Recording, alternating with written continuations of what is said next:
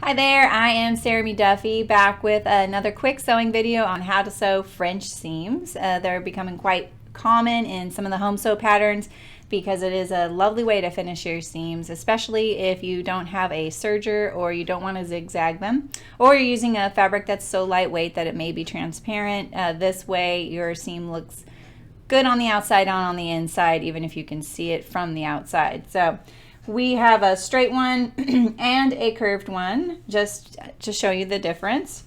You're going to start with wrong sides together. I'm going to use a 5/8 inch total seam allowance on this since that's the most common in home sewing patterns. The first pass through is going to be 1/4 inch, back tack at the beginning and the end. Take it to your ironing board, press open the seam, and then press it along the seam edge right here. And make sure that you don't get any fabric wrapping around from the back or onto the front.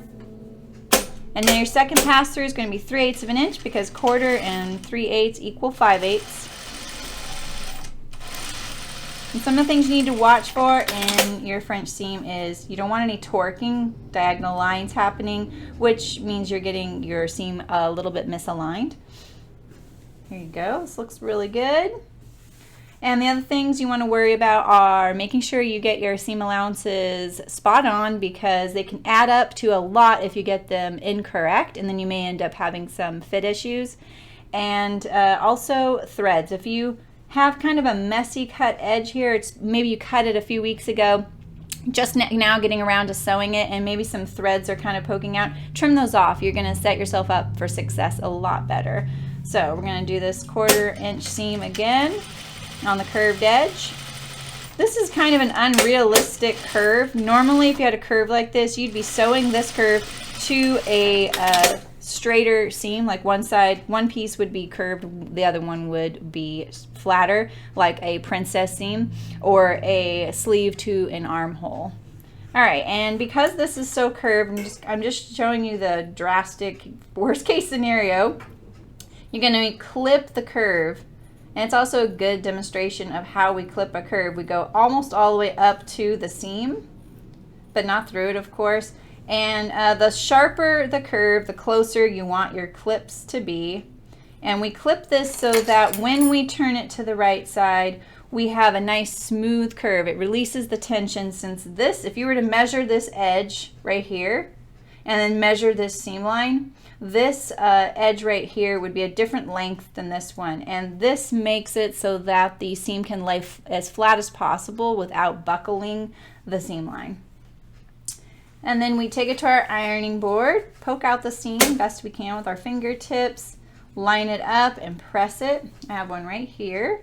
And then we're going to sew 3/8 of an inch seam again, adding up to our 5/8.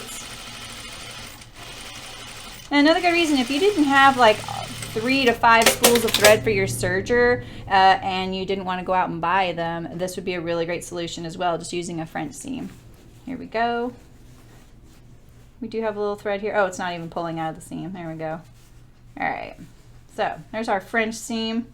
This would be a really bulky seam to do on a curve like this, but I just want to show you that you can do this on a waist seam or an armhole. You just need to take special care. And I would also recommend sewing a test garment first if you're going to do a garment with French seams, because it is a bit of a permanent way to sew it. It's a lot fussier to have to remove your seam with a French seam than it would be if it were just a straight seam, especially since if you were to sew the garment first, pass through with your French seam, so you sewed it inside out, you wouldn't be using all of the seam allowance that is necessary to determine the fit, because you'd only be using 1/4 of an inch on each seam. Say we use the 5/8 inch, just like we did here. Hope that's not too confusing, but just want to reiterate that you would probably want to sew a test garment, or at least components of your garment first before committing to French seams. All right, I hope you find that useful, and happy sewing. Thanks.